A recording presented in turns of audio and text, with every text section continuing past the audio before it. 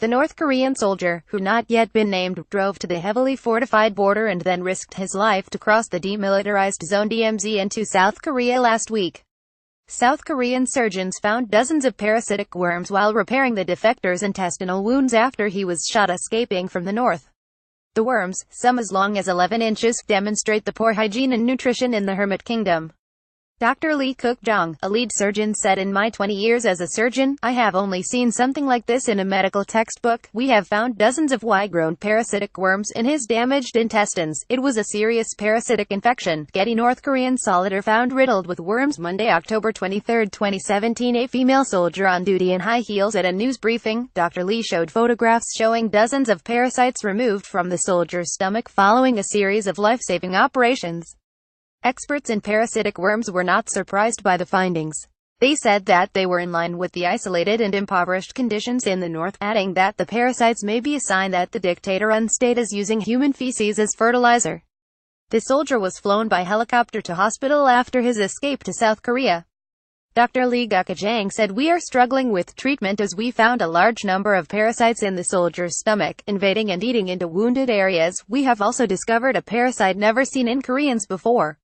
It is making the situation worse and causing tremendous complications. It is widely believed the soldier contracted the disease before he attempted to escape," according to the Area Biomedical Review. Choi Min-ho, a professor at Seoul National University College of Medicine who specializes in parasites, said, "Although we do not have solid figures showing health conditions of North Korea, medical experts assume that parasite infection problems and serious health issues have been prevalent in the country." North Korean soldiers, especially those deployed near the border with South Korea, receive priority in food rationing.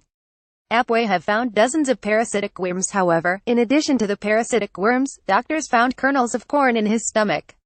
More than 30,000 North Koreans have fled to South Korea since a famine killed more than 1 million people in the north in the 1990s. Since then, there have been reports by international relief agencies that there is widespread malnutrition and stunted growth among many children in the north.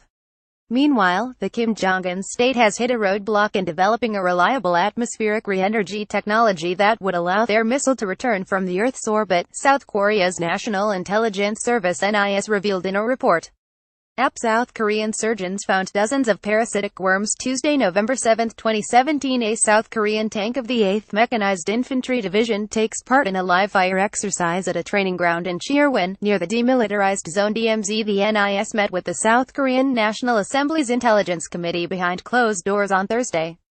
A parliamentary source said the NIS said that the North had recently carried out a few missile engine tests, but it is still not at a stage where it can complete its ICBM development. The report claims it is not the fault of North Korean engineering but rather evidence of how difficult re-entry vehicles are to build.